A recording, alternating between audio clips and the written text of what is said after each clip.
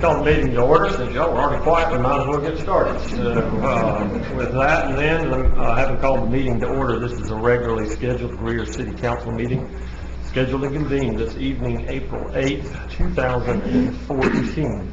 If you would, please stand with me for the Pledge of Allegiance, and then I will lead us in an invocation. I pledge allegiance to the flag of the United States of America, and to the republic for which it stands, one nation, under God, indivisible, with liberty and justice for all. Lord, let us never take under God for granted. And we come before you tonight humbly to seek your guidance and direction as we do the business of the city tonight.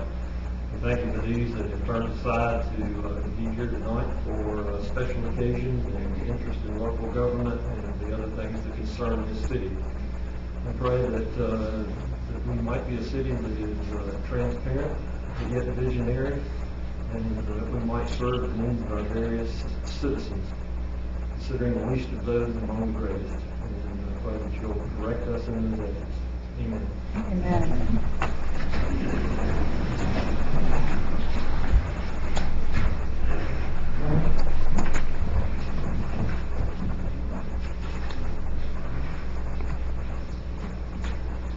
We offer a time of public forum. Public forum is a period that we set aside at the beginning of each city council meeting. Public forum is an opportunity for those that have standing or interest in our community to address council with matters that are pertinent to something on the agenda tonight. We have one person to appear in public forum. That would be Jackson Batson. Mr. Batson is going to speak in regards to the distracted driving or texting ordinance that is before the council tonight. Mr. Batson, if you will come to the podium, the floor will be yours. As a matter of record, I would please ask that you simply state your name and address for the record. My name is Jackson Batson, 11 Darbyville Lane in Taylors. I wanted to speak to you guys tonight on a matter of distracted driving. I'm aware the public hearing hasn't occurred yet. I was wanting to voice a few concerns before this thing caught too much steam. I'm all for safety and saving lives, but these bans have nowhere shown statistics that they work that I can find. I see statistics all the time on Strike.gov and all these other sites that say they contribute to accidents. I'm not doubting that. I encourage people to use hands-free devices, but the bans themselves, long-term, there are many reputable studies that prove that accidents actually increase as a result of bans, and I would ask that you look into those. And I've got some sources if you'd like to get them later.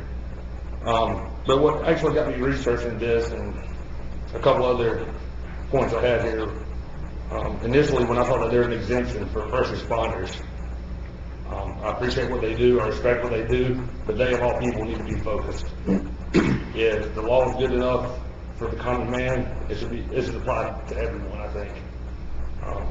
I addressed this with the city council at Ringgold, as I work there as well, in the city. But, their response was, you can buy a hands-free device, and we should. Why is it not across the board? The other issue is privacy. There are confidential things on my cell phone as there are yours. There's bank records, there's work email, which I know we have a very strict IT policy that we cannot give out our passwords. So when I saw that this allowed the officers to go through your phones, that alarmed me. Because there is confidential data on those phones.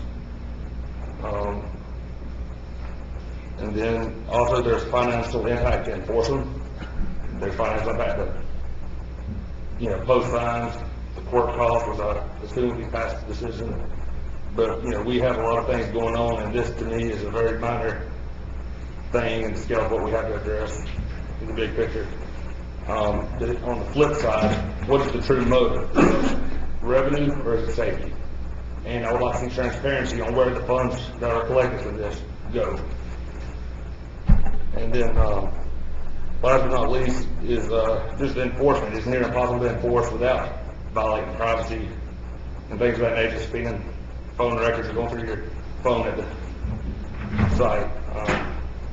And even on the study.gov that the city of Greenville references as their main source, it says educate people. I'm all for educating people to be safe, but that starts in the home.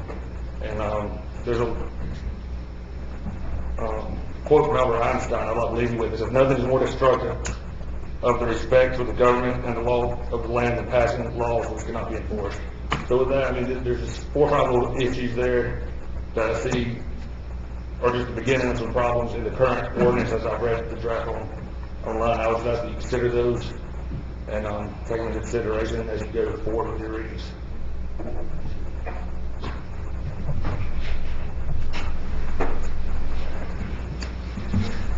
Thank you, sir. We'll move to the minutes of the council meeting. Council, you've got the minutes from the March 25th, 2014 meeting, and after your review, I'll entertain a motion they be received. So moved. Second. I have a motion and a second. Any items of note to the clerk? Hearing none. Ms. Duncan? Mr. Arrowood, Yes. Mr. Griffin, Yes. Ms. Booker, Yes. Mr. Dumas, Yes. Mr. Bettis, Yes. Ms. Albert, Mayor Danner. Yes.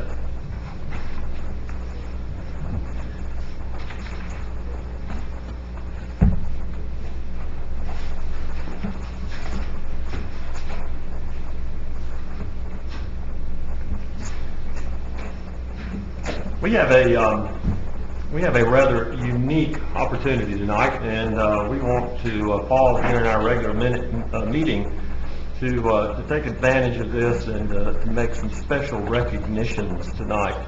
I just happened to be in Columbia today for a municipal association meeting and mentioned that we would be doing this tonight, and didn't find another soul who had ever encountered a situation quite like this. So I think that it is probably indeed as rare as we suspect that it may well be. And it is a real testimony to a commitment that not only an individual or individuals has made, but also their family. And so I would like to ask the Gambrell brothers that are here this evening to join me up front for a special ceremony, if you would, please.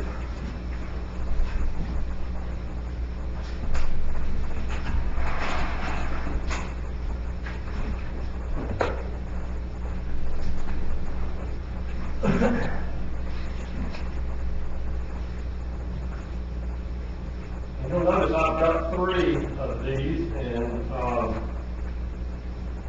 David's unable to join us this evening, but let me read one of these proclamations to you this evening. It says, the City of Greer Council recognizes and honors the Gambrell family for their dedicated years of volunteer service to the City of Greer.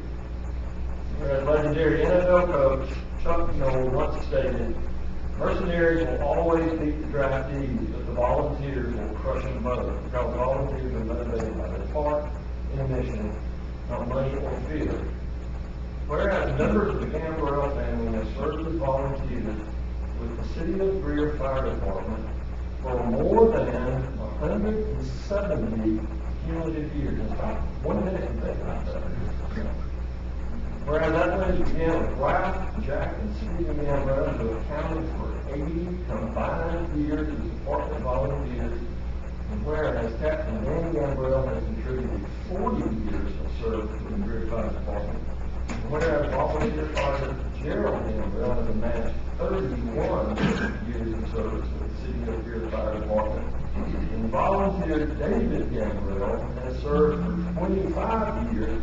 Don't get on the hard about that. Now, therefore, the Greer City Council and the City of Greer congratulate and thank the Gambrell family for this proclamation to the dedicated service to the City of Greer Fire Department. And I've got one to present to each one of you gentlemen. And we'll do that. I've got one as well for David, that I'll give to you. And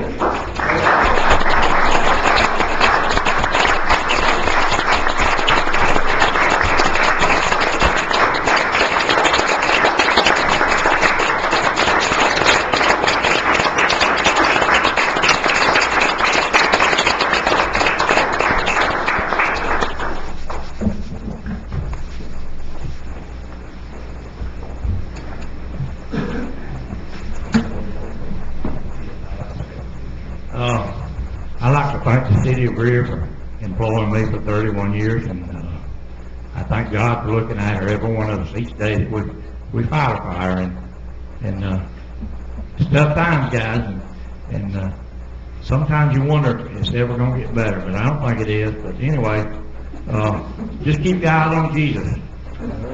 Keep your eyes on Him, and He'll take care of you in that fire. He'll look over you and watch over you. He'll watch over your family. You know, it's very important for you to go home at night or the next day. So take care of yourself. Don't take no changes, and like you said, just keep on keeping on for the Lord. And I thank Him every day for blessing me, taking care of me and my family.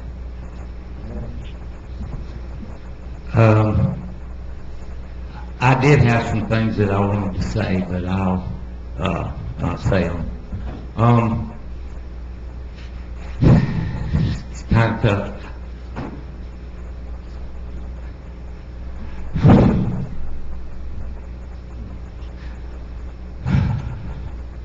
I'm human. Make mistakes, just like everybody else. Not long ago, excuse my French, I made an ass of myself in front of people, and I apologize for it. But the reason why I did that was I thought I was standing up for all the volunteers. Over the years, Chief had an article last week about the firemen, and he stated that this department, which it was centered around volunteers. It started with volunteers, just like my father. I know none of y'all ever seen it, but I did. Gerald did. All my brothers. We had no gear. Today's fireman has got it made. You get first quality of everything. The first pair of boots I ever got was from Matt Bailey when he came from Columbia.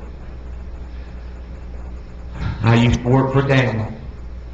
I got everybody hard hats. And we wore hard hats as our helmets years ago. We associated and communicated with everybody going to a fire with a CD. So we had no radios, nothing like that. Back like my father, we had no personal PPE equipment, no air packs. I just want to know how many of y'all ever seen your father take a towel, wet it, wrap it around his face, and go in and fight a fire. I did many a times. Many a times. When we were kids, because we couldn't go in and fight fires. Broad always loved to see us come because he knew that all four of us would be with Dad, and Uncle Jack. He always said he loved to see us come. And it just got in my blood. I got to sit this down and check. It just got in my blood through my father, and I just enjoyed helping people. I mean, it wasn't for the money, nah. And I just want to thank my wife and my kids, because a lot of times at night I would leave and have no consideration for them. Fires, ice on the roads, things like that. I just took it for granted that, like Gerald said, God would look for them, after them, and He did. And I want to thank her for putting up with me many nights, getting up and going to fires.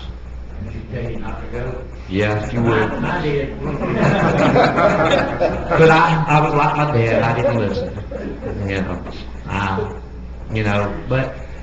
But I appreciate serving the 40 years. I wanted to serve more because I don't want Chief to beat me. But I guess he will now. So I just want to thank you. And again, I apologize for what happened at our breakfast. And like I say, this city was formed by volunteers. And I just want everybody to remember that we are human. we do make mistakes. And like Jay, he's done it, Don, all of y'all that's here tonight. I appreciate y'all coming, all the pays, all the visitors, and God bless you. I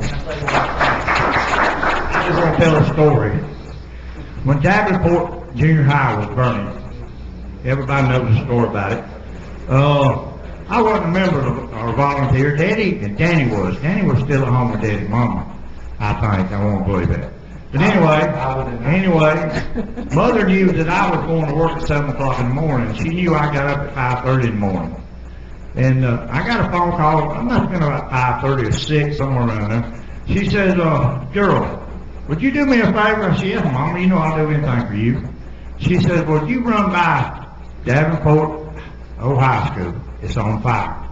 And your daddy and your brother has been up there all night long fighting that fire. And we had that little engine, what was the engine? 41. We had 41. And I'll never will forget it. It was been cold that whole week, and it was about 0 that night. And I went up there, and Daddy had a little helmet on, and he had icicles hanging down from his helmet about 6 inches long. His jacket he had on wasn't under sheet ice, and Danny was the same way. And I didn't go on to work. I stayed there the rest of that day and helped those boys, but I never will forget it. They looked like it was in an ice box. Walking around in an ice box. Water going there where they couldn't get no water out of the freeze. But if they could get out of the freeze. But what I want to say is that kind of turned me to start really happy. The city of Greer.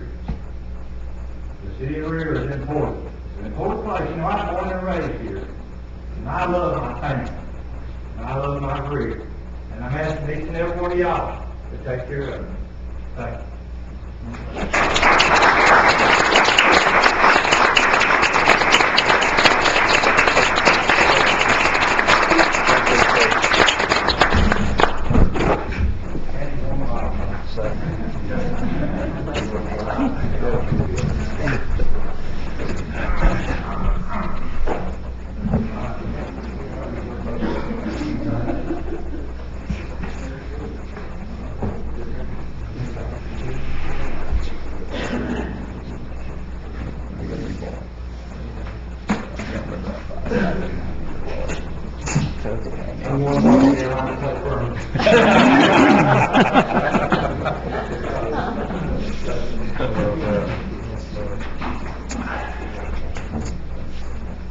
Folks, we do lots of retirement ceremonies. We like to honor those folks that have given to our community in terms of their service, and I think this helps you get a feeling for the kind of commitment that we get from the people that serve this community, whether it's as a volunteer or as a full-time paid employee. There are people that put service to their community above a lot of other things, and you heard about that tonight. And I can assure you that neither one of those speeches was prepared. That was straight from the heart, folks.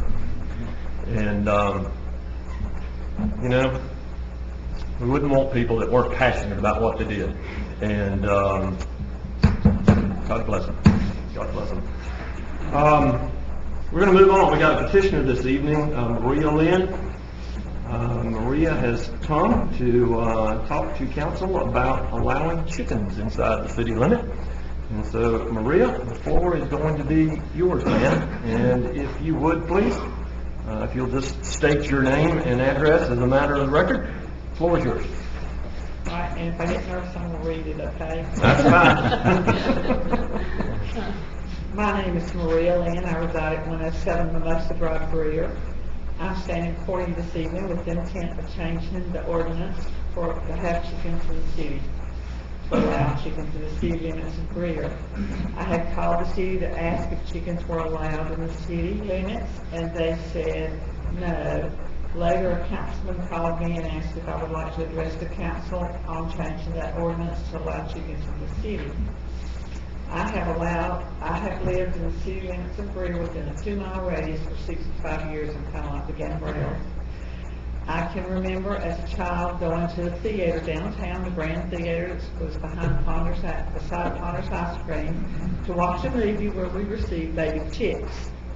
Those chicks grew up in our neighbor's fence and ended up on our Sunday dinner table, but were not eaten by anybody. We were receiving eggs from them at that time. Mr. Caldwell, Reese Caldwell, he lived across the street from us, and he sold eggs for a living.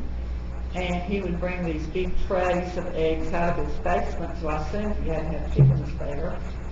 And I know the John Sprouts had chickens because I helped Becky defeather one for them to have supper one night.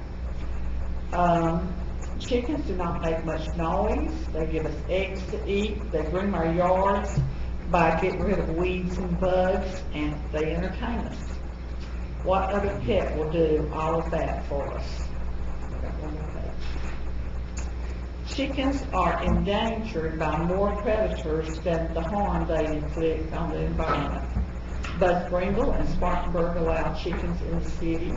Greenville City has mice on name, and now Greer has toads on trade and lazy lizards in City Park. And I think it's time that Greer also allows chickens in the city limits. Thank you for your time and attention. We as citizens of Greer would like to adopt the regulations that the city and county of Greenville have adopted in regards to chicken. Thank you for your time. We appreciate you. Thank you, ma'am.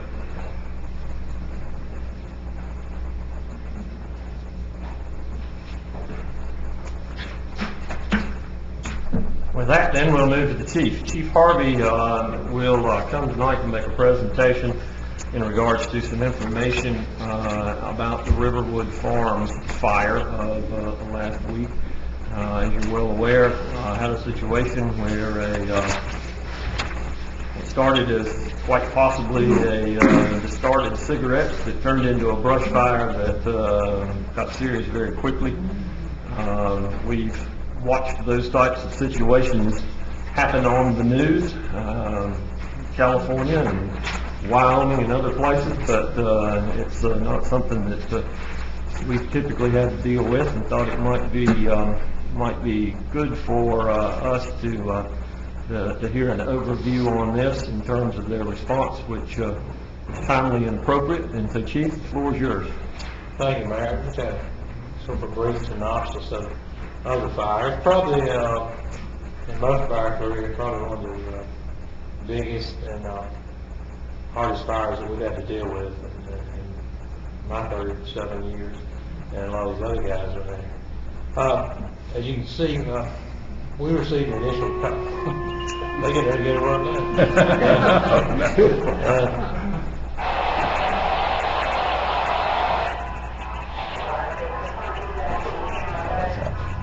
They received the initial call at 2:41. Engine 5 and brush 2 were dispatched. I was in my office and I responded at the same time. Truck 11 also went en route to set up command. Truck 11, while en route, noticed a large volume of smoke. He asked for engine 1 to be en route also. At the same time, I requested engine 21 from Column Baseball Station 2 to respond. Upon arrival at 1446, we found a large brush fire on Dillard Road in all of the backyards of Gladstone. It was involving living cypress trees, pine needles, grass. Had about 30-foot high flames, heavy smoke to the point. I started to bring a little video. The police car, Randall Ballinger, was behind me, and I started to bring him tonight. But you literally see our units disappear into the smoke, and we're engulfed in a cloud of smoke out there. Upon initial arrival, the fire was extending into all the backyards of Gladstone Way, which faced Dillard Road. Truck 11 established a command at Brightmore Drive and conducted a walk around of the condo structures, where he noticed that not only do we have a brush fire now, but the condo was involved in the fire also. While conducting that 360, we call it, walk around the structure, the fire was spreading toward the structure at 504 Gladstone, and at this time that structure became involved in the fire too. At this time, Engine 5, Command ordered a second alarm, and we asked for Bourne Springs to respond to the engine company to the scene, and for the Tiger River Fire Department to come and stand by our headquarters station. The fire continued to spread towards the backyards at number 4.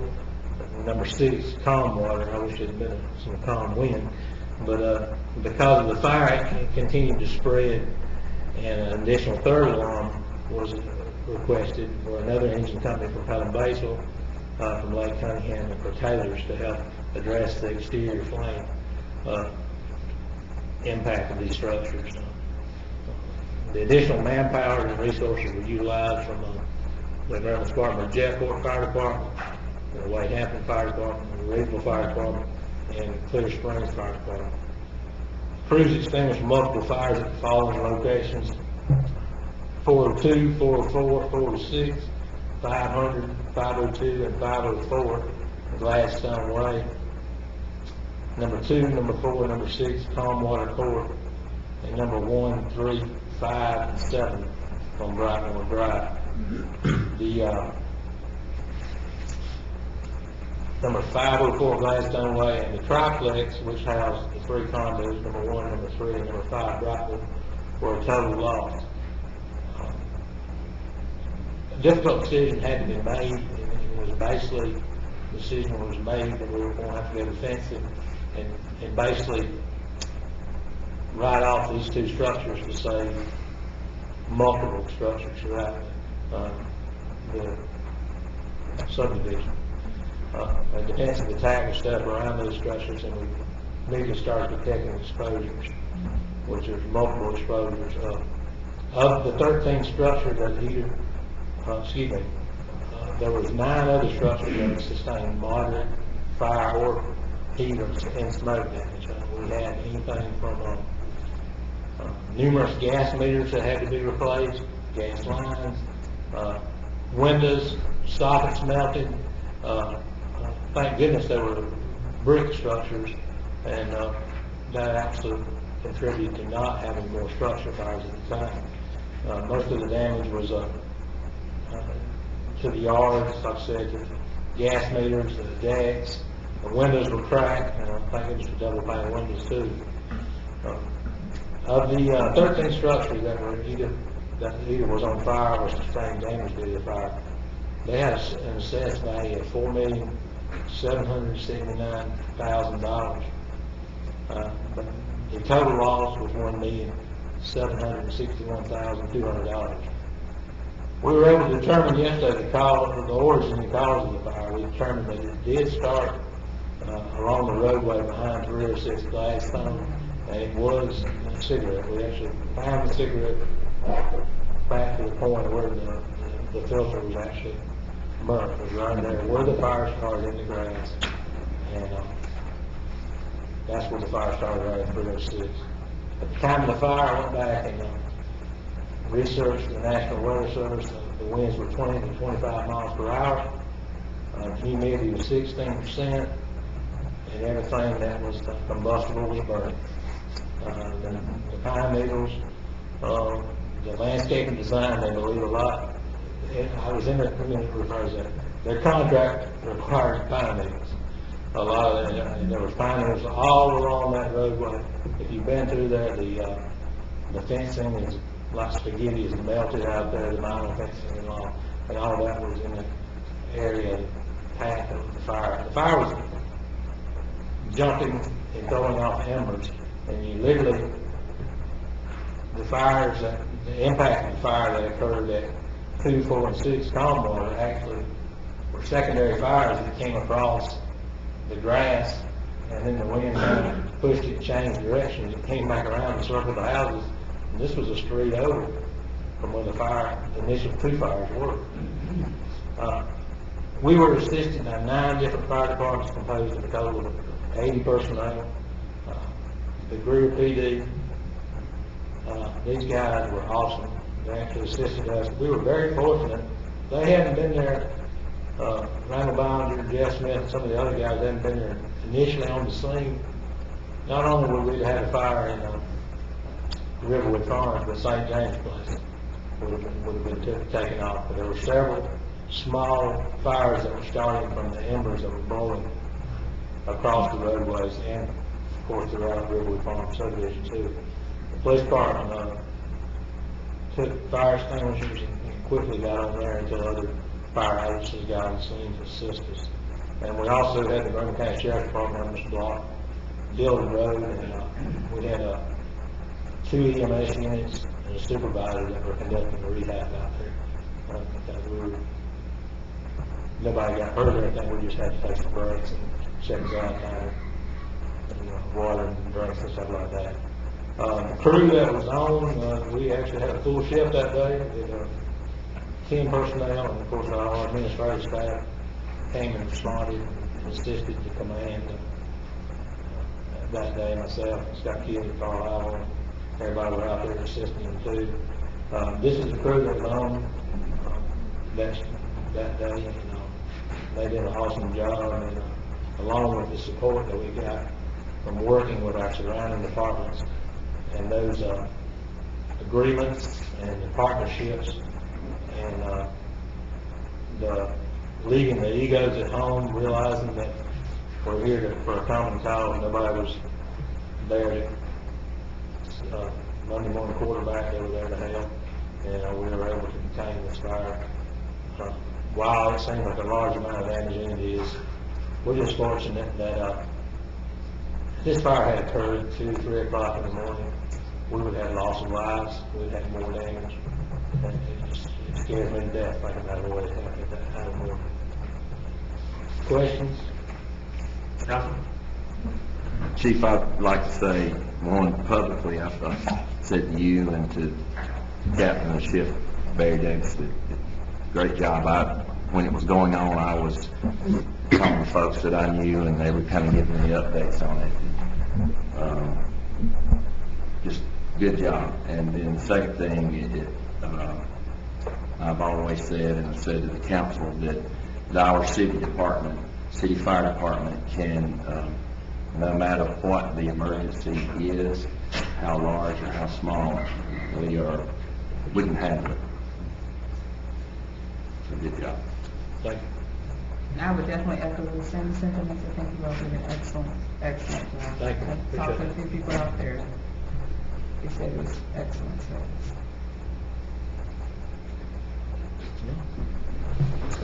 Chief, we appreciate the update. Thank you. And gentlemen, thank you for your work, and please extend our gratitude to the others that joined as well too. Truly a demonstration of cooperation in that regard, and as you heard, could have been a much worse situation. Want to thank the American Red Cross for responding as well too. I know they were on scene for a while and have followed up and sent a report as well too. So I wanted to thank those folks as well for the role that they played. But I say too, it was amazing to see the community. That community, we should have turned the sprinkler systems on in your yards. Soon, several of them did that. Several of them had their hose pipes out, and I even saw 2 ladies with buckets getting the runoff from the pumpers and coming in the street taking and dishing them on the water. So the community really got involved in helping assist us to make a bad situation better. Thank you, sir.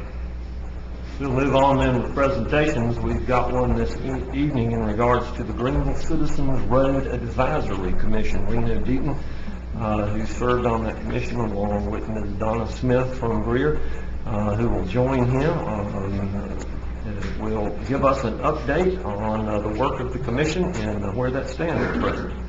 Mayor, Council, thank you very much. Just a few short months ago, Greenville County Council created the Greenville Citizen Roads Advisory Commission, in charge of that group, with the responsibility to go out into Greenville County and to collect public input on the condition of the roads in Greenville County and the needs that exist there today. 18 members comprise this commission, one member each appointed from each of the cities, Don Smith representing the city of Greer, and each of the county council persons appointing one member to represent their district. I was very honored to represent District 18, County Councilman Baldwin is here this evening as well. I acknowledge him. The commission began by educating itself, gathering some information about the condition of the roads and the funding mechanisms that currently exist to deal with those issues. It started by receiving presentations by all the transportation assisting agencies in Greenville County, each of the municipalities, to identify the conditions generally of the roadways and the funding mechanisms that currently exist to help deal with those issues. It was a very enlightening process for us as commission members to learn things like, for instance, the gas tax and the effect or non-effect that it has here on our roadways in Greenville County. The fact that our DOT is the fourth largest DOT in the country in terms of its responsibility, yet has the fourth smallest gas tax. We learned about the different revenue streams that come locally from the federal folks and the state folks. And again, it was enlightening to find out that based upon the needs and based upon the revenue that's available, the resurfacing period varies from 20 years in communities like Greer to more than 80 years for the South Carolina Department of Transportation maintained roadways. Really, again, staggering information. The commission then went out in the community and conducted 7 public input sessions to really get feedback from citizens about the conditions of the roadways and the needs out there. And at the same time, the county set up a website to receive public comment via that mechanism. Of the 7 different public input sessions, each was very well attended, one right here in the city of Greer at City Hall.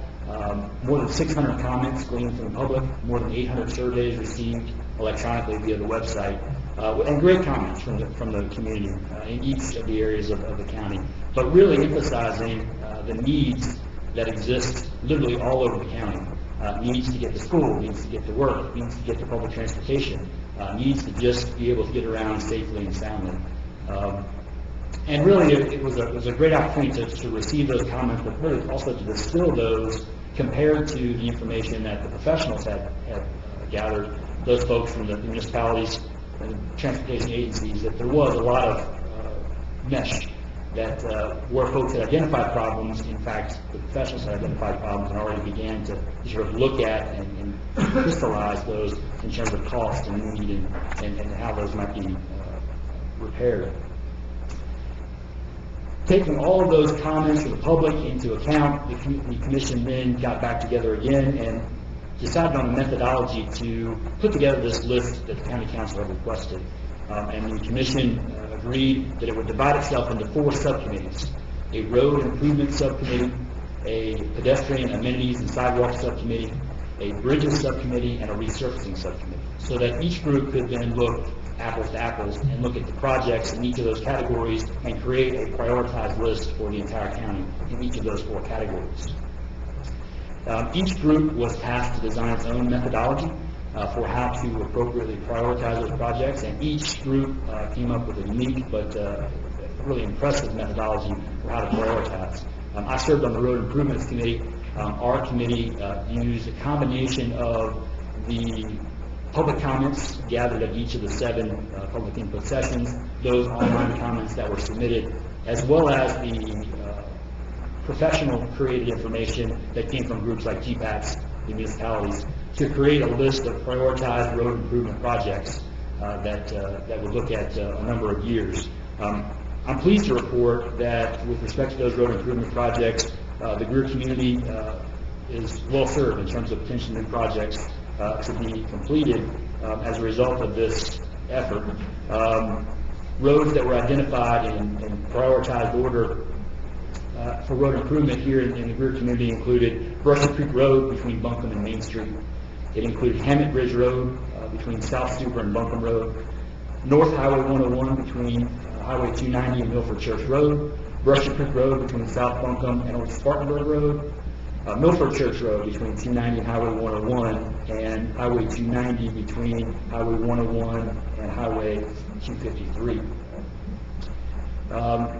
In addition, the resurfacing group designed a methodology that looked at the total number of road lanes, road miles in the county, and how each of those was maintained by the different groups, and then set a percentage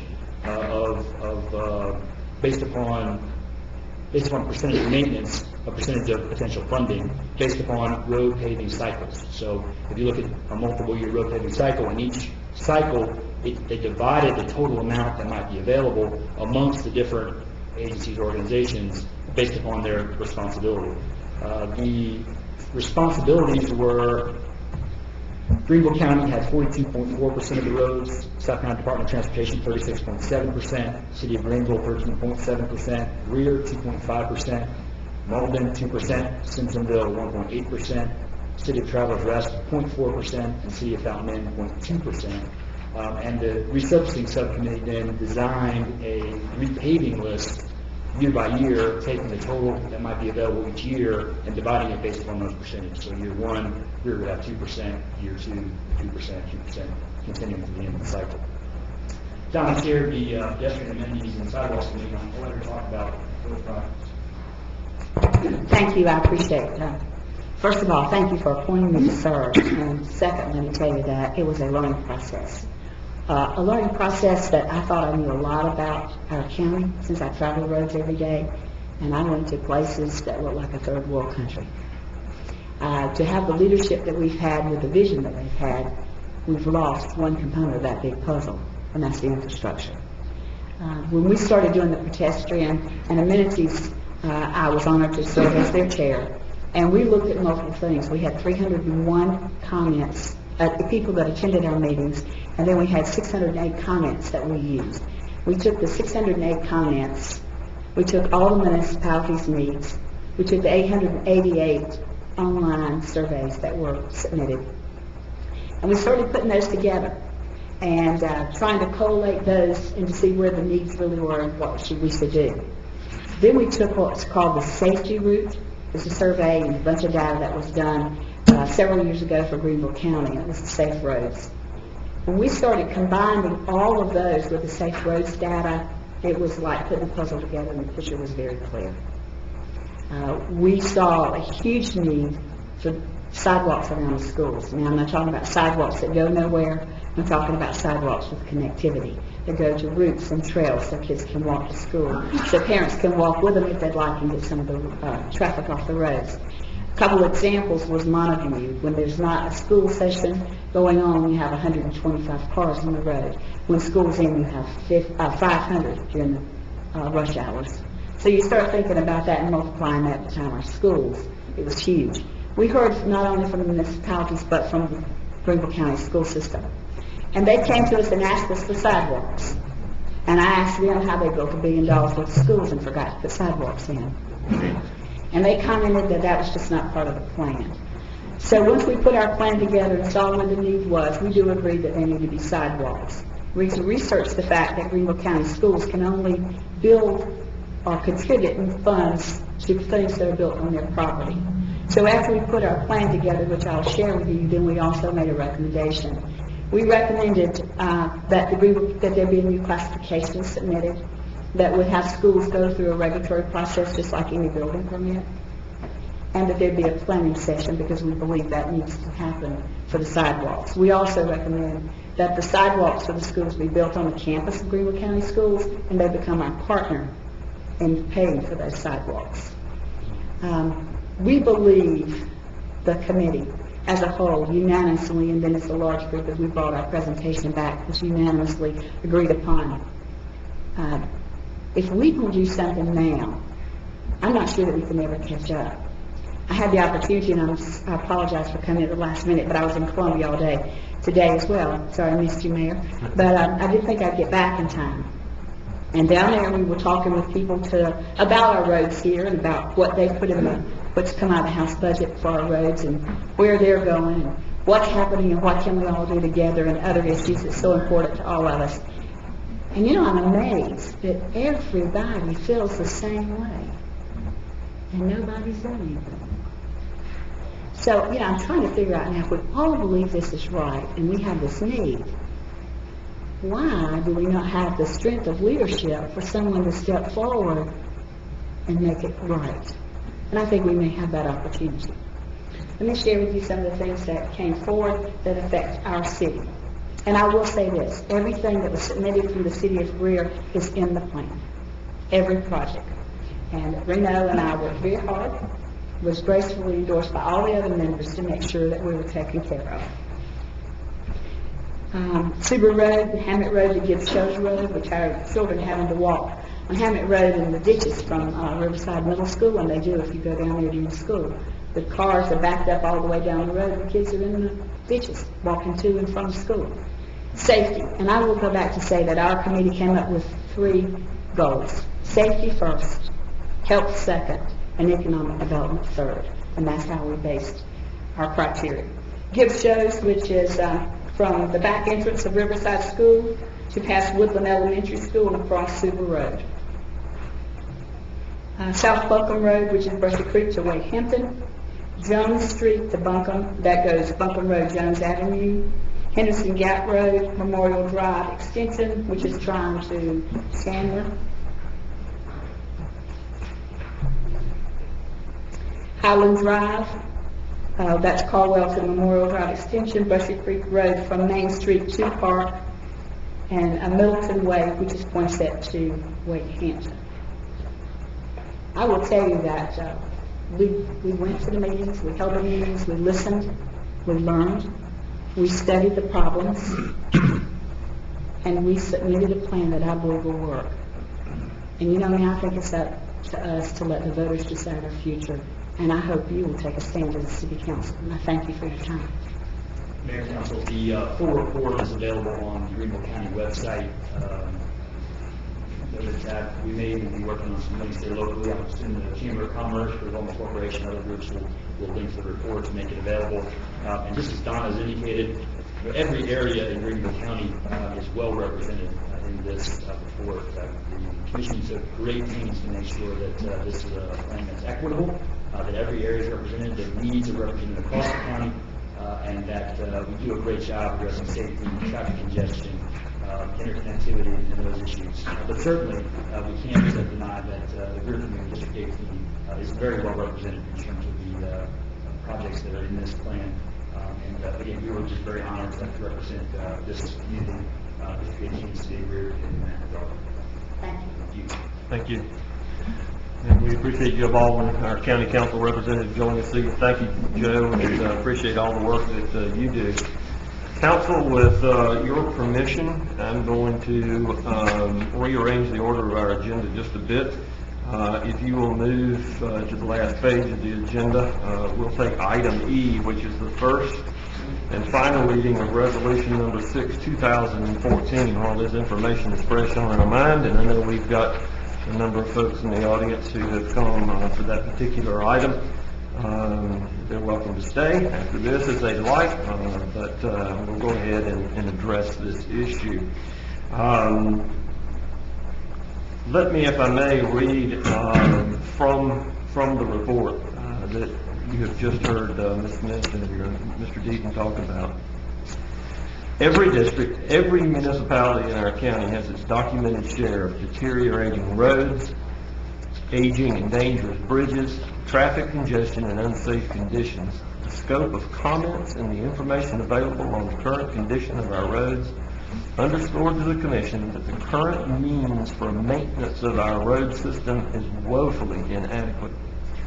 Current road maintenance funding from all sources amounts to approximately $20,427,000 per year for Greenville County.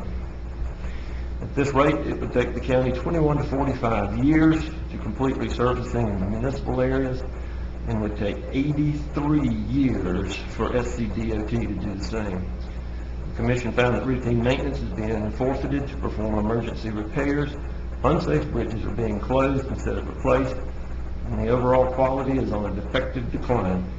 Left unresolved, this direct cause and result effect between lack of funding and lack of maintenance will decimate our infrastructure.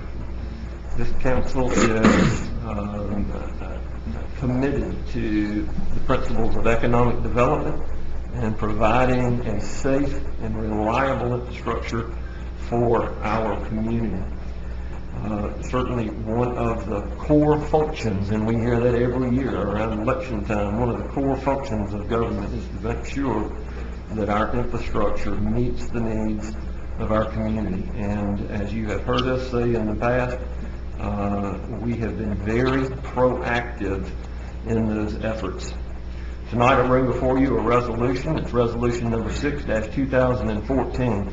This is a resolution supporting Greenville County Council to call for a referendum allowing the registered voters of the county to consider the issue of imposing a 1% sales tax and use tax for the purpose of funding road improvements and other related projects. Therefore, whereas the population of South Carolina, Greenville County, and the city of Greer has grown so that the volume of vehicle miles driven on roads in Greenville County and the city of Greer, leading to increased traffic and deteriorating road services and oversaturated highway capacities.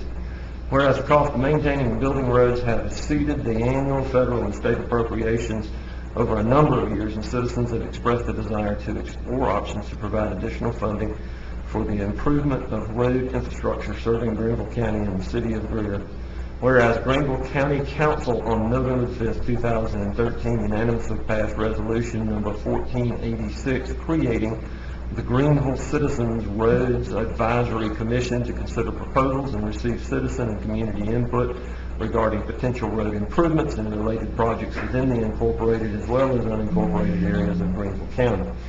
Whereas the report of the Greenville Citizens Road Advisory Commission provided to Greenville County Council on April 1st, 2014 concludes that the current means for maintenance of our road system is woefully inadequate, provides a prioritized list of road improvements and related projects throughout Greenville County, including the city of Greer, and recommends Greenville County Council should consider pursuing some means of a dedicated funding source at an appropriate level to adequately ensure needed road improvements are completed expeditiously. Whereas the South Carolina General Assembly enacted the Capital Project Sales Tax Act authorizing the county governing body to call for a referendum of the registered voters of the county on the question of imposing a 1% sales tax and to use tax to fund capital projects throughout the county. Whereas the Capital Project Sales Tax Act can be used to fund capital projects, including the improvement of the road system in the county for up to 8 years, and it is estimated that a 1% sales tax in Greenville County would generate $65 million a year. Whereas the city of Greer Council makes no determination that a 1% sales and use tax should be imposed for the purpose of funding road improvements or other related projects, but does support allowing the registered voters of Greenville County to make such determination through a county-wide referendum. Now therefore be it resolved that the Greer City Council supports action by the Greenville County Council to call for the registered voters of Greenville County to consider by referendum the question of imposing a 1% sales tax to improve to fund road improvements and other related projects within the incorporated and unincorporated areas of Greenville County. That would become effective on first reading as a resolution. I'll offer that to council and entertain a motion to receive for discussion. So motion. Second. I have a motion and a second. Floor is open for discussion. I'd like to thank also Donna and Reno for all they've done, and the committee and county council for laying this out so there is a spirit of cooperation to try to resolve some of these issues. Let it be known that our city streets are in pretty good shape. We address our roads. We apply the funding that we need to address our roadways, our sidewalks, our stormwater, our curbing, and our state has failed to do the same.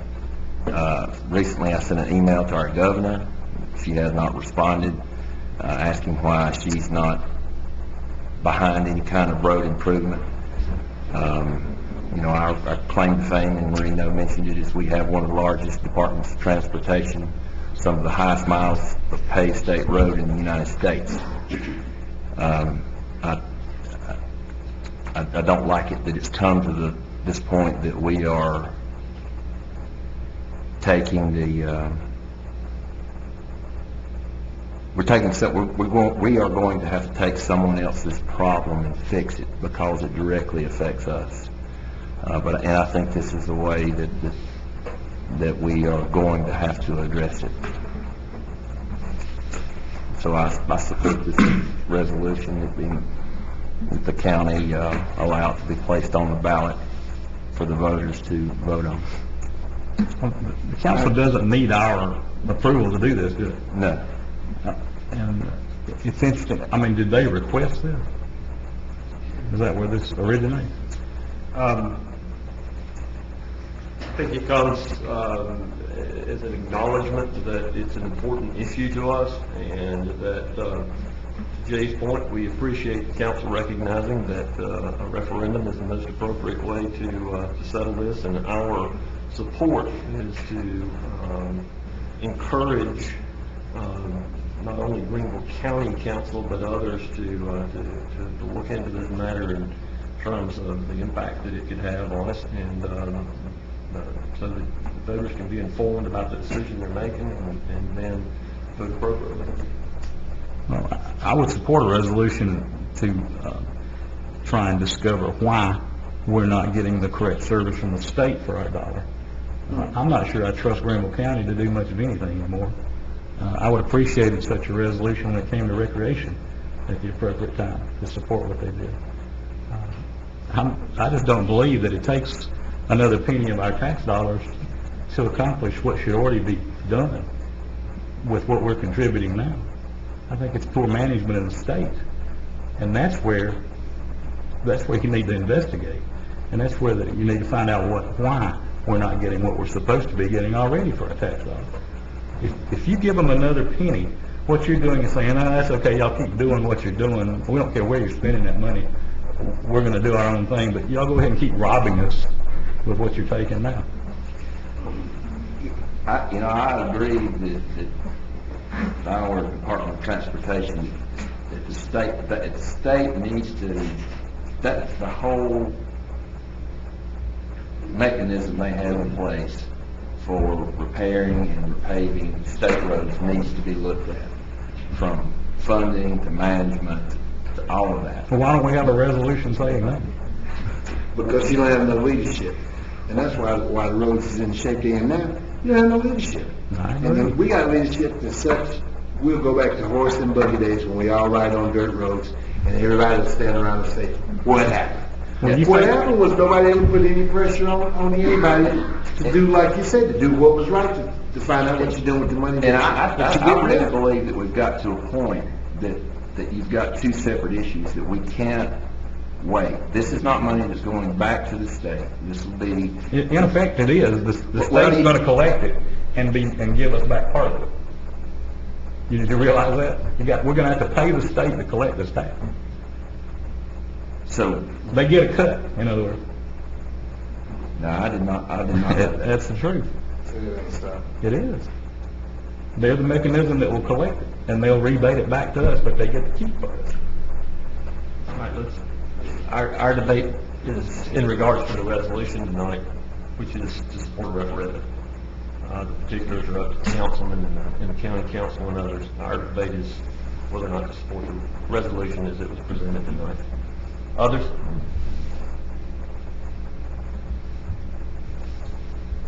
Have a motion and a second. Any further comment? Well, I think it's sad that if what he's saying is true, that it's up to the state to give us back a portion of what we're going to ask the people for. That's just flat out wrong. I agree. Because, I mean, the state is the reason we're in the problem we're in now. And we go along with it. Because nobody wants to call anybody out. I think it's past time for that. We got to call them out. If your job is to govern, your job is to lead this state, then lead this state. Because sooner or later, nobody's going to want to run a business here if you don't have any infrastructure. Well, the leadership, and I use that term very loosely in Greenville County Council, they should have called them out. That should be their objective, is if they want to use their bully pulpit to call out whoever they need to call out at the state. They can do that, and they can do it continuously. But that's not been their tack. They want to take tax dollars and just say, that's okay, you guys keep doing what you're gonna do. Any further comment on Resolution 6, 2014? Ms. Duncan? Mr. Arrowood, Yes. Mr. Griffin, I'm gonna vote for this, but this is one time I'm gonna hold my nose and vote for this, and I'm voting for it because of the pressure, but I really don't like, the fact that we gotta give this money to the state, and then we gotta hand in hand again and wait on them to do what's right. Yes. Ms. Booker, Yes. Mr. Dumas, Yes. Mr. Bettis, No. Ms. Albert, Yes. Mayor Danner. Yes. Council will return to the administrator's report, which you will see Mr. Sell will be giving this evening, and the administrator is away for some time with his family. So, Mr. Sell, the floor is yours. Thank you, Mayor. Thank you, Council. Just a few brief items in the administrator's report tonight. One is a look back on an event that took place a couple weekends ago, which was what we're calling our inaugural international festival event, Greer Goes Global. And despite the weather's best attempts to rain on us, it was successful. We were able to pull that event inside City Hall into the event center and be able to hold a pretty successful event. Close to 1,000 people were able to attend, and several of you were able to attend as well. Staff has already taken feedback that we've received from different folks involved and working on the next event next year. The event overall has been viewed as a success. A number of different nationalities were represented. The juried art show took place that weekend as well, and a pretty successful event for us in celebrating International Arts Month in March. Moving on to future items coming up this weekend, as a matter of fact, on Saturday, we have our Egg-tastic event over at Century Park. Saturday from 11 to 1. Inflatables, face painting, magic show with Jack Roper, and games and crafts will be available during the event. 8,000 eggs will be placed out for kids to enjoy picking up and finding goodies inside. Another well-attended event for us in the past. We look forward to that event coming up this Saturday. In case of rain, makeup day for that event would be Sunday from 2 to 4. But Egg-tastic Saturday 11 to 1, Century Park. Another upcoming event, which will be at the end of the month on April 26th, is our annual Amnesty Day, which will be held at our recycling center. That event takes place from 8 to 1. Once again, during the event, we will have our prescription and over-the-counter drug drop-off available. Shredding will be available as well. It's an opportunity for the community to bring those items that we do not pick up curbside, things like paint, equipment, electronics, oil, chemicals, old fuel, things like that. We look forward to another well-attended for Amnesty Day at the end of the month. That's all the items I have as calendar reminders. I would like to provide an opportunity to Chief Reynolds to make an introduction of somebody you know, but in a new capacity for us here at the city. Chief? The last council meeting, we had to say goodbye to Jolene Van Steele, who was our assistant and captain. Today, I'd like to introduce former lieutenant, now Captain Matthew Hamby. He's I said it, so graduate of South Carolina, but also has his master's degree. No, what'd you say? Georgia did need a mister. He's also has his master's degree in criminal justice. He's been with the department for 21 years, very accomplished. He competed with both inside and outside candidates and came up number one. And so he'll be not taking the place of, but he'll be filling a vacant position left by Captain Van Steele. And I just thought I'd take this opportunity to introduce you to him. Especially you. Yeah, I'll be back. I'm okay with you. I'd just like to say I'm very grateful and blessed, I feel, to have this new opportunity. And I definitely want to recognize the other lieutenants that participated in the promotional process. It was a very stressful and thorough process, trust me. I do feel that each and every one of them could have easily been in this same position as I am tonight. They are equally as qualified, and you have an outstanding command staff at the police department, I must say. I look forward to the future and excited about the new position. If there's anything I can ever do, please feel free to contact me. Thank you very much. Congratulations. That's all that we have in the administrator's report. Mr. Mayor, there are no items from the administrator for executive session. Thank you, sir. Council has moved items of new business. It was during a recent council retreat where a request was made by a council member to provide an ordinance limiting the use of mobile telephones while driving to improve the safety of the community. In the process, the administrator consulted with Kirsten Presley, who is our field administrator, and Lieutenant Jimmy Holcomb with the police department. The ordinance has been submitted to John Duggan, the city attorney, for his recommendation and review. Based on all of these discussions, the following ordinance is being submitted for your consideration. Council tonight is the first reading of ordinance number 4-2012. This is an ordinance to amend the City of Greer Code of Ordinance, Chapter 86, Article 2, Division 1, to add Section 86-68, prohibiting the use of mobile telephones for text messaging, electronic media, or emailing while driving, including the offense, exception, and penalties assigned. Council will entertain a motion to receive. So motion. Second. And the second. Floor is open for discussion.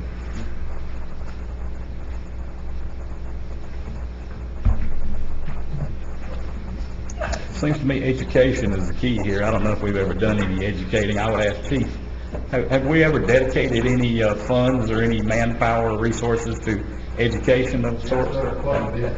Our city project, Chief, you want to come to the podium, please, sir?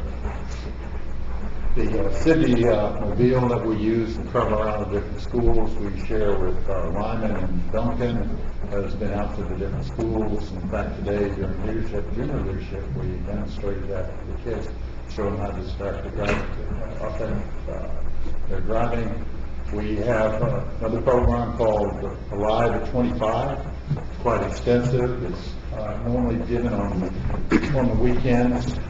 In some cases, the court sentences some of the young people to take this course, which again emphasizes distracted driving and safe driving practices. So we do a lot of that. And I intend to contact a few of the local businesses, automobile dealerships, and see if we can't get some public announcements that stress this. Do we have is there any way for you to measure if we have a particular problem with this in our city? We haven't documented any particular cases where somebody has been texting and had an accident. There have been in the country a number of cases where this has happened and people have died. I appreciate the gentleman's comments about law enforcement and EMTs and fire or whatever, but we also have rules that regulate the use of our MDPs in our vehicles when and where we should use them in a safe manner. I bet you start to look at the number of rear-end crashes that you see now. I bet there's been an uptick since people have been texting and driving. And I think, education plays a part in it too, but it's the same thing as drunk driving. It took a time when education played a role in that too, but then you still have to have laws, about drunk driving. And texting while driving is just as bad as drunk driving. I mean, even a drunk's got his eyes on the road. He might see 3 or 4 roads, but he's got his eyes there. When you texting, your eyes ain't on the road. You're down really. That's why you see, you come up and down way half every day, and I saw it today, another rear end. I don't know for sure, but I bet you. I know one thing, you wasn't looking. You wasn't looking at what was in front of you. Well, that's my question, is how is this different from adjusting your radio or adjusting the controls in your car? It's distracted driving. It's no different. It's no different than distracted driving. It's no different than drunk driving. But we don't go around and holler take drunk driving laws off the books because, they're hard to enforce too. The same thing about tossing a cigarette out the window. It's hard to You enforce can pretty too. well tell when somebody's drunk and driving. Well, If you stop them. well, drunk driving is no different than texting and driving if you want to look at it like that. Well, this, It's no different. You ain't looking. Let's, You might as well be drunk. hold on, just 1 minute. this I want to ordinance, make a point in regards to education. And the gentleman raised the question a little bit earlier. You will notice that this ordinance doesn't take effect until July 1st, 2014. This is the first time I can ever remember that we have deferred an ordinance going into effect for that length of period of time. And the idea behind that is to allow the city and the police department to begin an education campaign about this particular ordinance. So there is adequate time in there for signage to be put into place, for notification to be given to drivers through various media, for us to help spread the word about what our ordinance is. Granted, this is different than some of the other municipalities, and it's a shame that in a county with 5 or 6 municipalities, there has to be 5 or 6 different ordinances, but it is our attempt to try and do something in this regard. well, this ordinance, you know, originally when it was discussed by Ms. Albert, it was about banning texting, and then the verbiage is changed. Not saying she's changed it, but as the discussion is distracted driving. And this ordinance does it not only ban text or texting while you drive, which if you try to text and drive, it's a dumb thing. But you can't talk on your telephone either. No, I don't think it says talk. It says the use of voice-operated technology while the device is being used for telephonic communication, provided the driver is not holding the device while driving. That's item number 4. So you can't use your telephone unless you have headset, Bluetooth capability, something like that.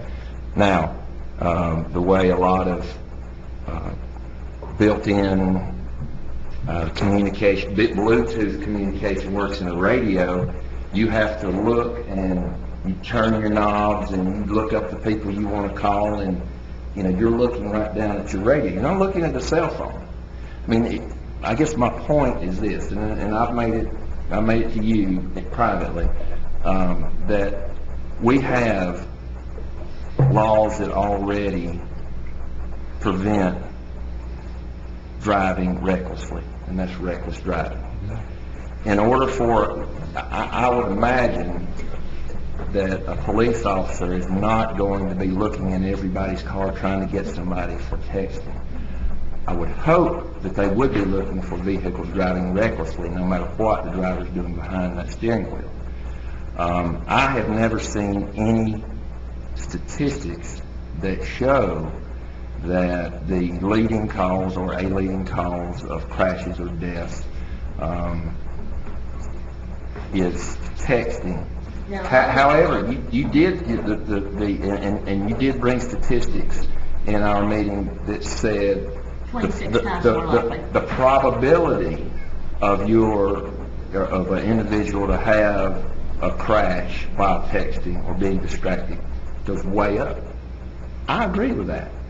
But the probability of having a crash and having a crash, 2 different things. And I almost feel like we are not focusing where we should. I agree, education is the key, but not education where we post signs. I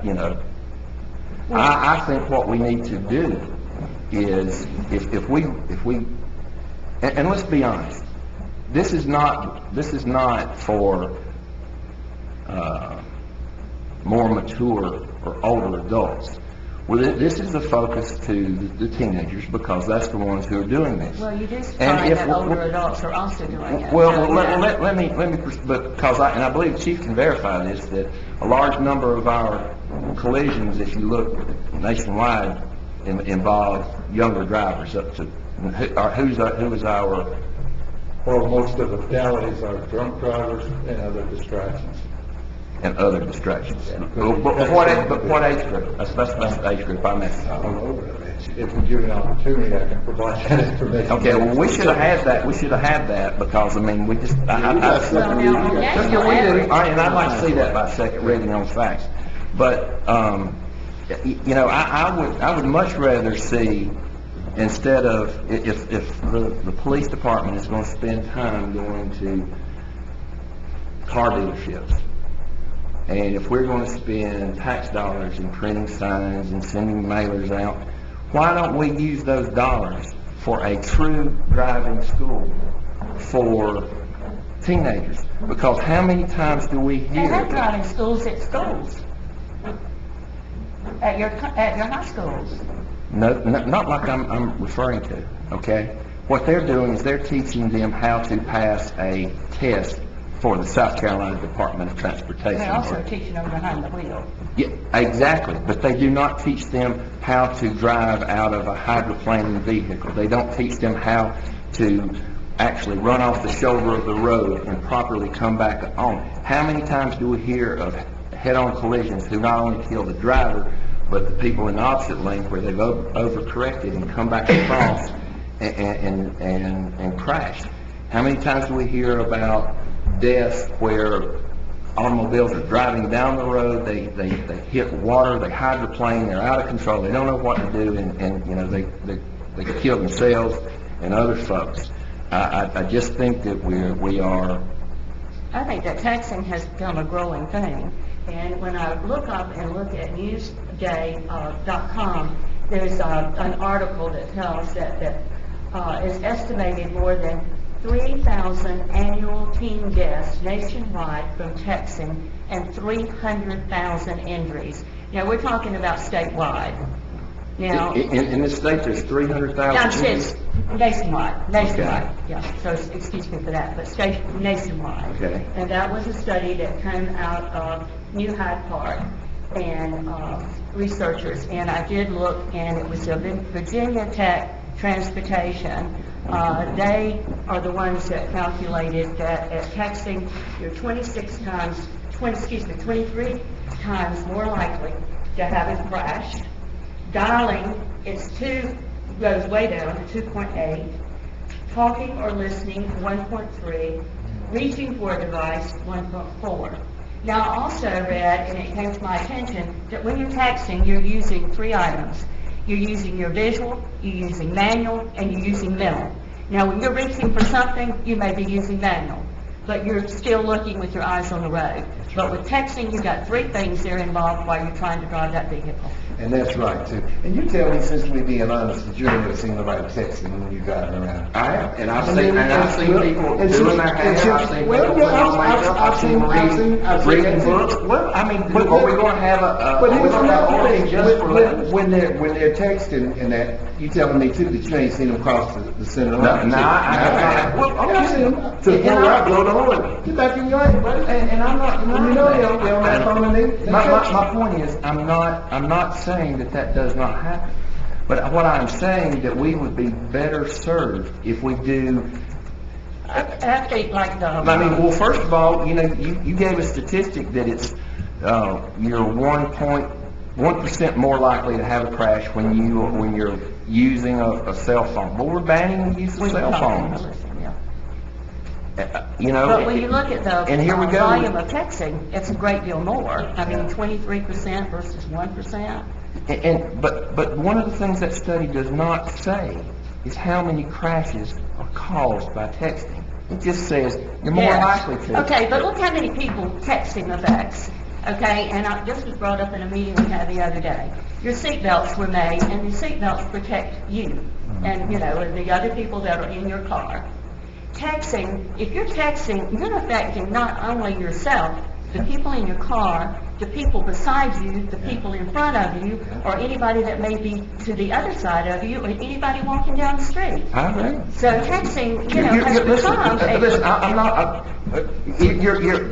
to that point, when you are riding down the road with your radio blaring, and you've got a carload of people, you're affecting everybody in that car because you can't hear that truck coming, that fire engine coming through that That's your intersection. truck, that's you. But texting is. That's me? that one What are you thing. talking about? I just said the Okay, driver. okay. No, I'm saying All that's the right. driver of the vehicle, not you. I'm saying We'll it's the talk one at a driver that's time. in that car, that's driving with the other people in the car. Okay, you know, he's responsible for himself and the ones in his car. But if you're texting, you're not just affecting the ones in your car. You're affecting this guy, this guy, this guy, and any other guys around you or behind you. If I'm distracted, Miss Albert, I'm affecting everybody who is around me, regardless. Doesn't matter what the distraction Regardless. is. It can No, be it's eating. it's a different distraction And from then- eating and, and because when you how- can still take a bite and still have your eyes on Necessarily. Stop. We'll speak one at a time. I wasn't speaking, he was through. We'll speak one at a time. We're gonna take a break for just a minute. Mr. Sell, Mr. Preston. Item 4, the use of voice-operated technology while the device is being used for telephonic communication, provided the driver is not holding the device. It was my understanding that that was not to be in regards to telephone conversations as much as it was the use of voice-activated technology that allows you to text while speaking into your phone. Am I wrong or am I right? Has that discussion taken place?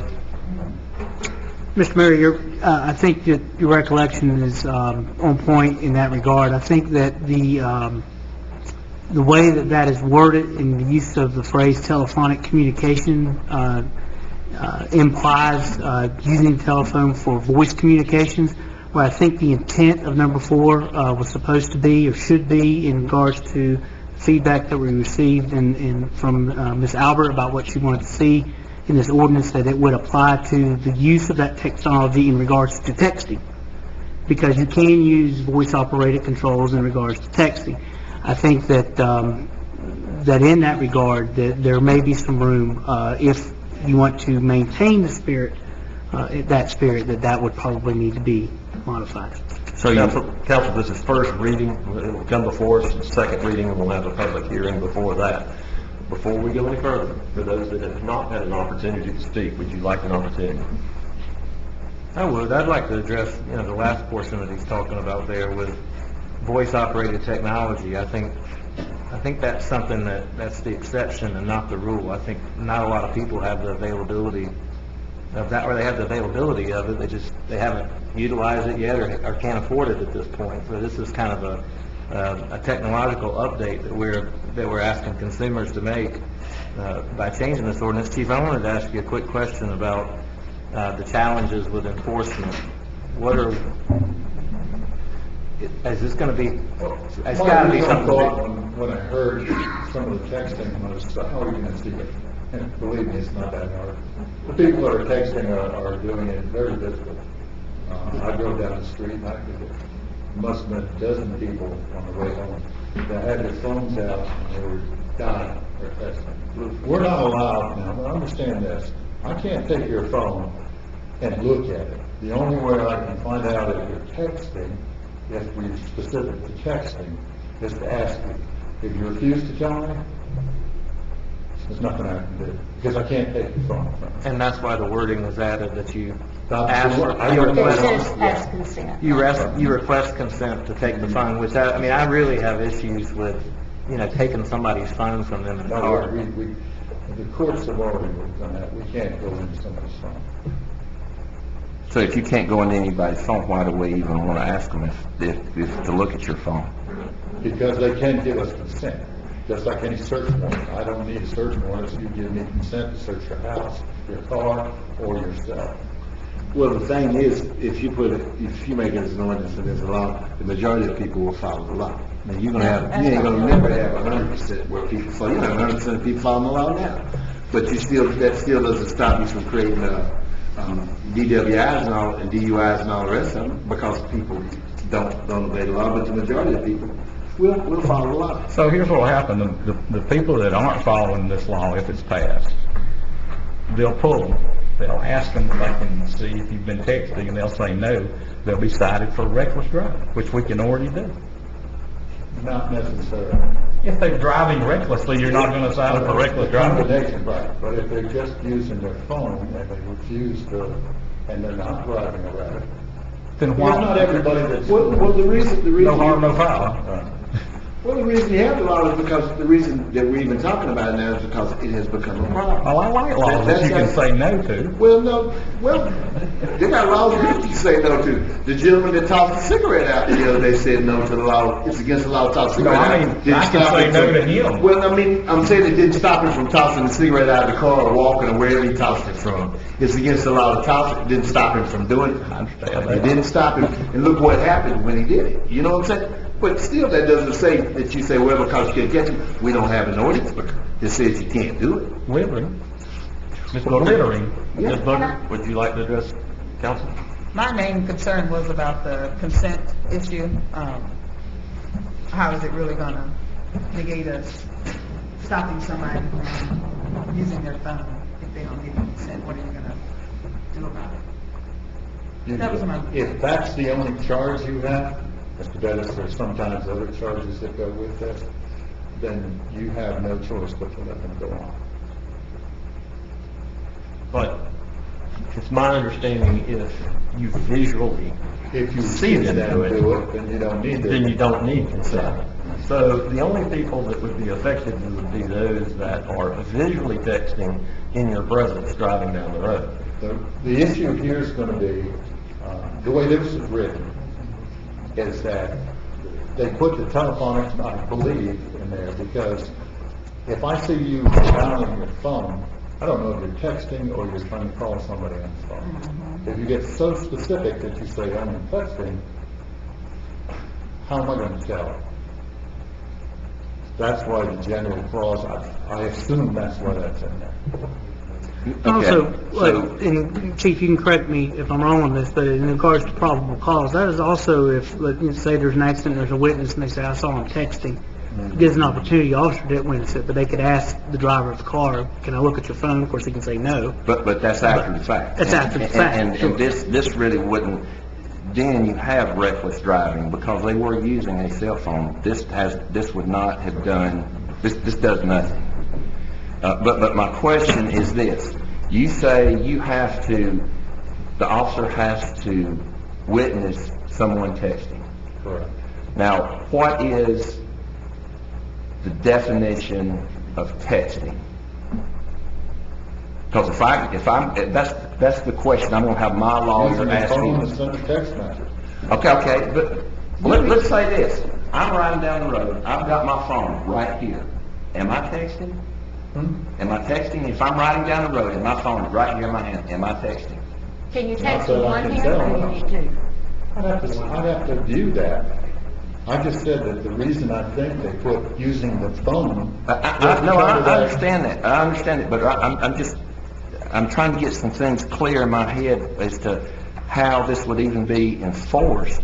And if if a officer makes the allegation you were texting, then you're able to take the phone? Is that what you're saying? Because that was that's the way you answered the mayor, wasn't it? No. No, without consent. What was the question you asked that you said? Cases are generally only made when they witness the phone being used. Okay, that's my question.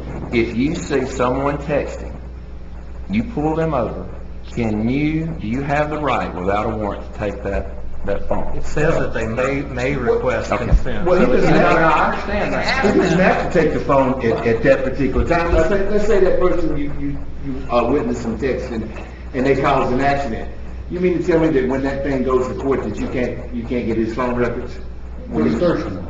Through a search warrant. You get your phone records through a search warrant, and then the search warrant will tell whether or not you was texting. I understand that. I'm not talking about, we're talking about, what you're saying is after the fact. Well, it's always after the fact now. This is after the fact. But you can only get that right off the front. And it may be long gone by. Well, I have a couple other questions about the ordinance. Why are we excluding public officials from using devices as they drive?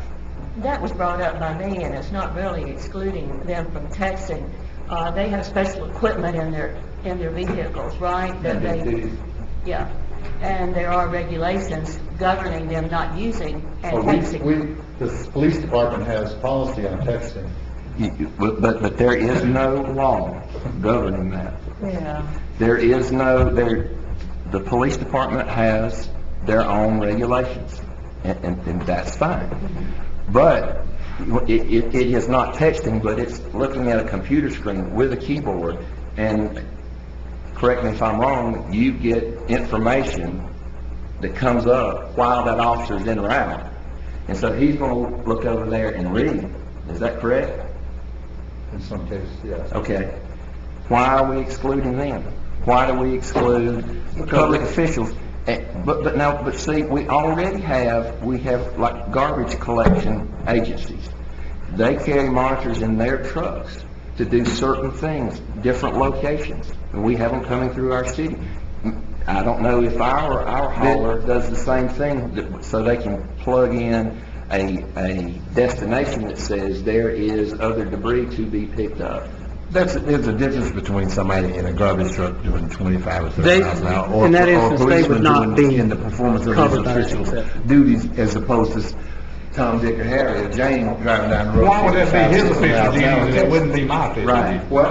Why would that be his official duties It's his, and not my official his duties? job, he's sworn to protect, to serve and protect. Trash He's men sworn are. to. No, they're not. No. Okay, but they're a No, they're public not. official. No, they're not. But- They're not sworn to, but it's a difference between, even the trash truck is a difference between him driving down the road. No, Yeah, it is. not. No, it's Yes, not. it is. It's a difference. No, it's not. Between him driving, yes, it is. It's a Chief, do difference. you teach your, It's a big do difference. you teach your police officers to drive and look at that terminal and? We teach them not to look at the terminal, to be able to do the terminal without looking. Most of the young kids today don't look at the keyboards.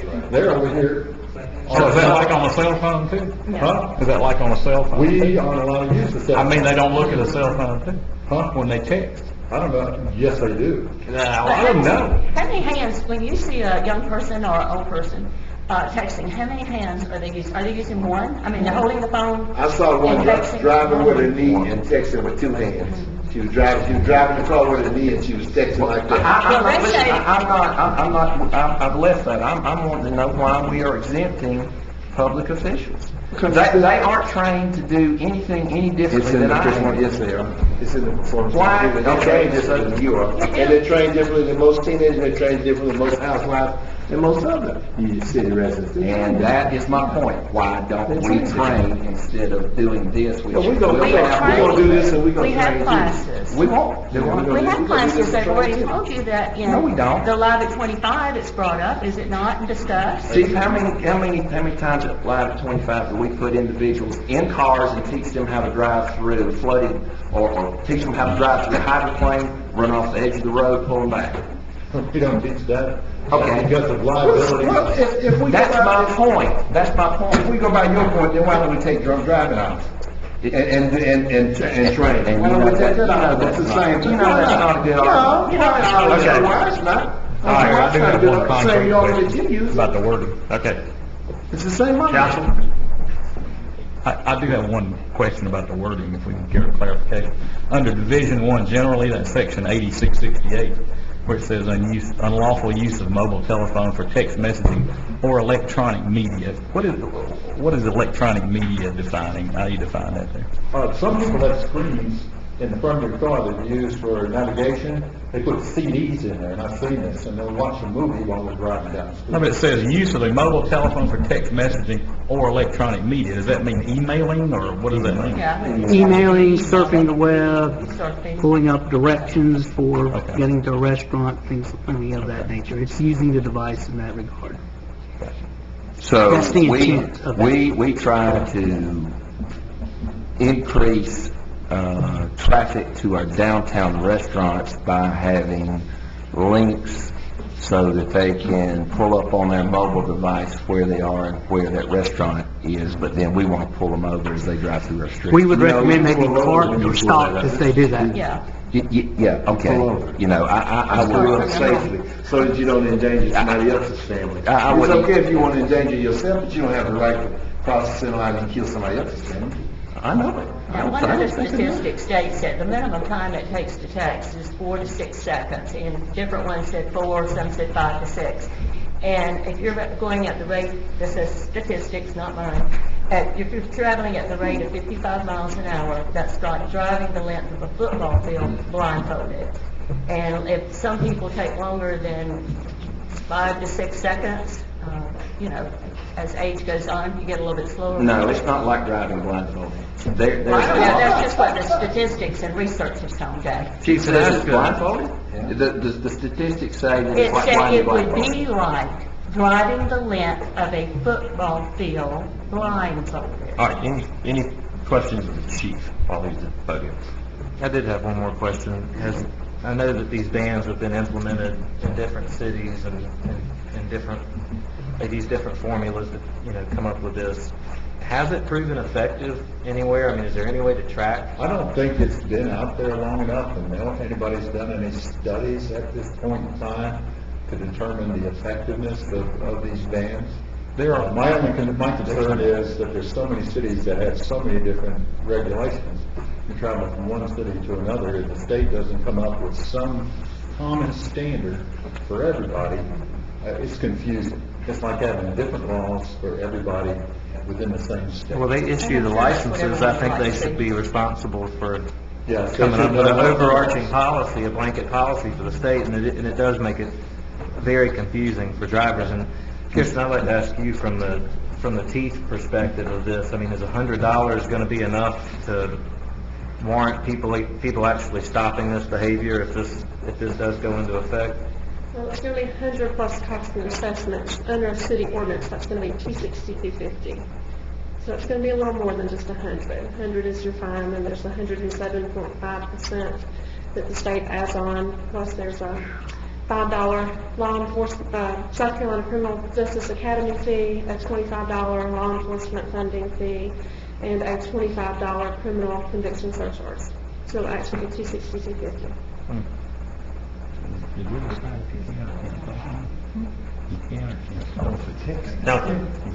Council, any questions of Ms. Presser?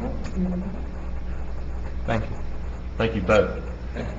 Final comments, one at a time. Mr. Arrowood. One question, I need it, somebody spell out on item 4. Does that include talking on cell phone? We'll have to clarify that before second reading. Okay, well, what was the purpose of it to begin with? The purpose of the discussion with staff was not to exclude telephone use per se. Okay, but then what was it in? I know you had some discussion with the assistant administrator. Tell me what that was supposed to be. I mean, what was the intent of that? Mr. Airwood, I can shed a little bit of light on that. In taking this around with staff, discussions with Ms. Albert and discussions with the city attorney, I believe as the ordinance made it through its rounds and the city attorney made some revisions, that there were some recommendations going back and forth after communications in regards to what the request for what the ordinance would address, which was texting, that there was some residual language left over that applied to things that the ordinance isn't designed to address. Telephone communications being one of them, making phone calls. I think that is just some information that was left over through some of the revisions, and it should be removed in order to make it clear that it does not address or involve telephonic communications unless council directs otherwise. Staff would probably recommend shortening that sentence down to the use of voice-operated technology, period, in specific regards to how it would relate to texting.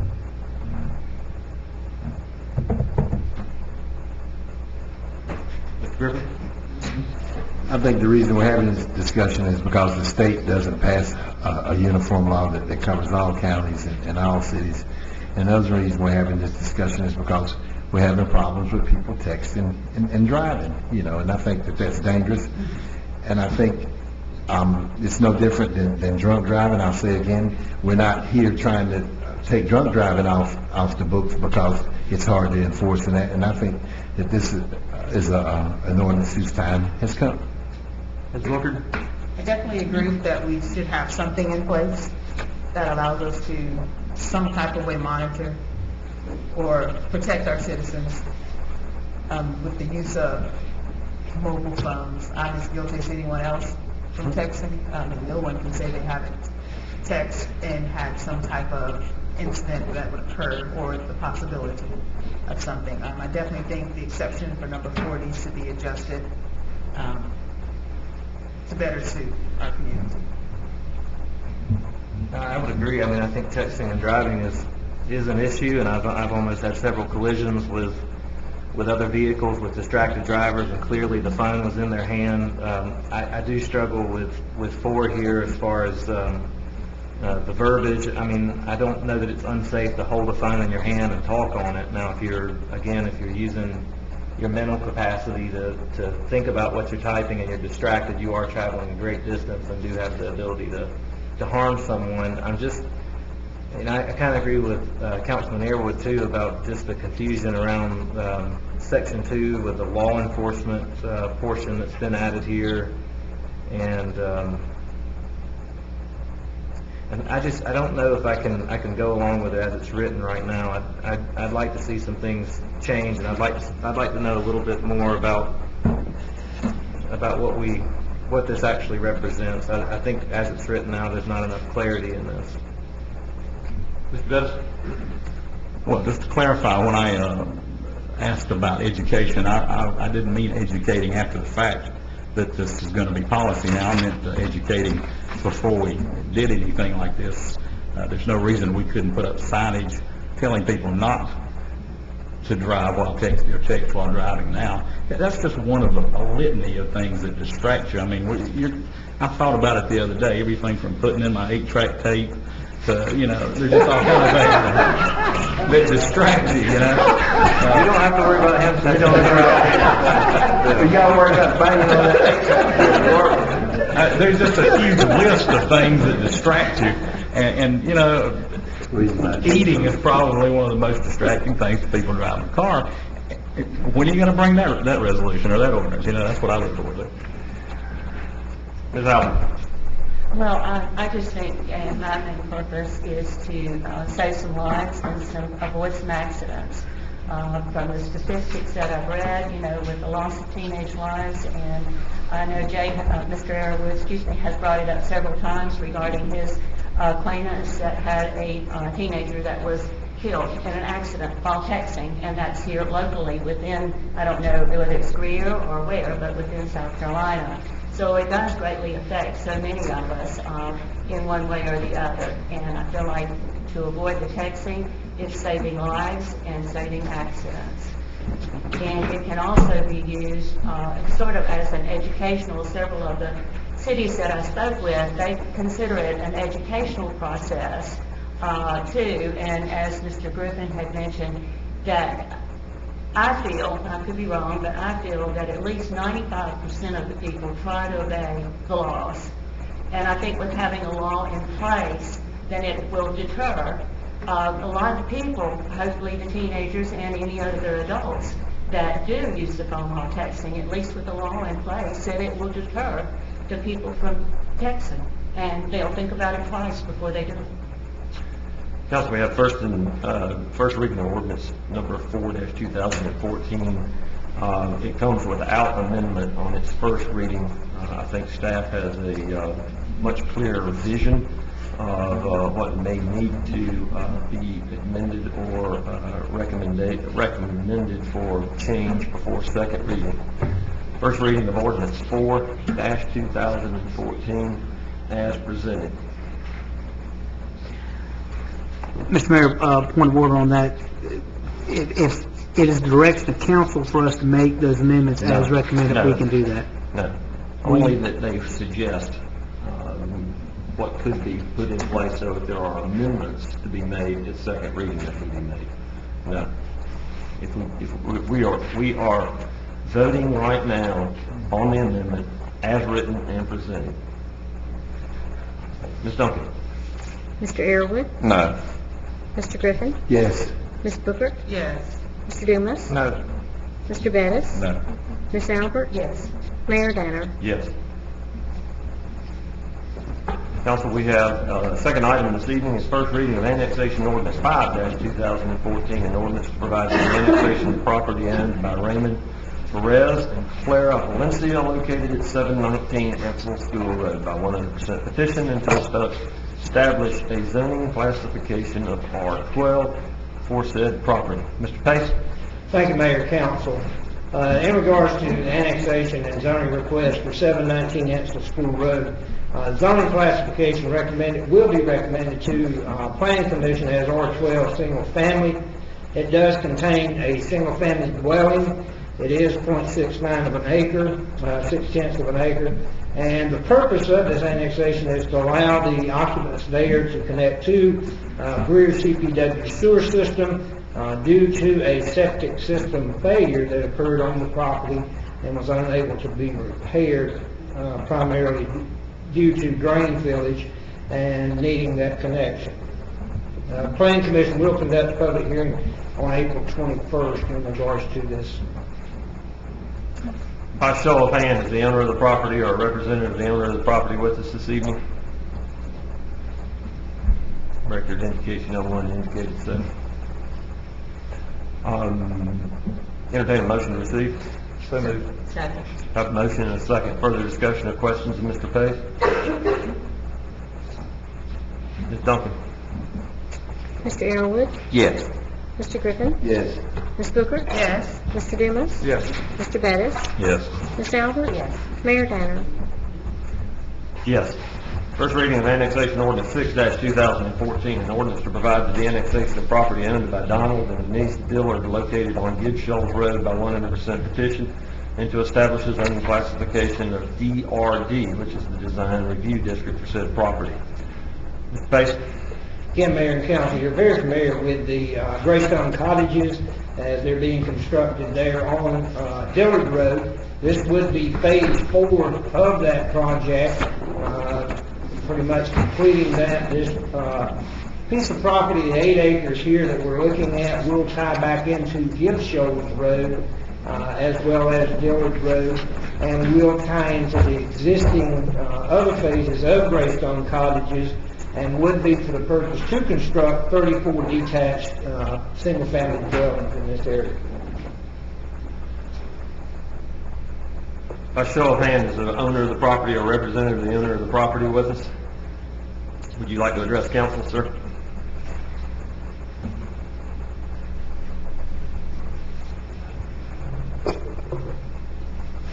Thank you, Mayor. I'm Chuck Riker with Riker Consulting, 104 Litton Way, Greenville. And just appreciate y'all taking a look at this piece of property. Like Mr. Pace said, this will be phase 4 of Greystone Cottages. It's obviously been a very successful project. This will bring the number of units approximately up to about 130 or 40 units total with this development. And so it's been very well received by the city of Greer, and we look forward to this final phase. Thank you, sir. Council will entertain a motion to receive. So moved. Second. Have a motion and a second. Any questions or discussion with Mr. Pace? Hearing none, Ms. Duncan? Mr. Arrowood? Yes. Mr. Griffin? Yes. Ms. Booker? Yes. Mr. Dumas? Yes. Mr. Bettis? Yes. Ms. Albert? Yes. Mayor Danner? Yes. First reading of annexation ordinance 7-2014. This is an ordinance to provide for the annexation of property owned by Greystone Cottage homeowners located on Shandwick Drive by 100% petition and to establish a zoning classification of DRD, which is the Design Review District, for said property. Mr. Pace? Mr. Mayor, Council, this is more or less a housekeeping situation here. There is a small pocket park or green space that's already in the Greystone Cottages area. Part of that is already in the city. However, they added to it from a little piece that the Dillards owned and was never annexed entirely into the city. The entire property is only 0.2 of an acre. Therefore, they're just requesting to bring this piece in, make it a part of the community, and therefore it all be within the city of Greer. Show of hands, is anyone from the Greystone Colleges Homeowners Association with us this evening? You're doing double duty, huh? Okay. Anything you want to add to those comments? All righty, thank you, sir. I'll entertain a motion to receive. So moved. Have a motion and a second. Further comments, questions? Ms. Duncan? Mr. Arrowood? Yes. Mr. Griffin? Yes. Ms. Booker? Yes. Mr. Dumas? Yes. Mr. Bettis? Yes. Ms. Albert? Mayor Danner? Yes. Thank you, Mayor. Council, last item on our agenda is one that we moved to the front of the agenda. That brings us to executive session. I have no matters for executive session. We stand adjourned.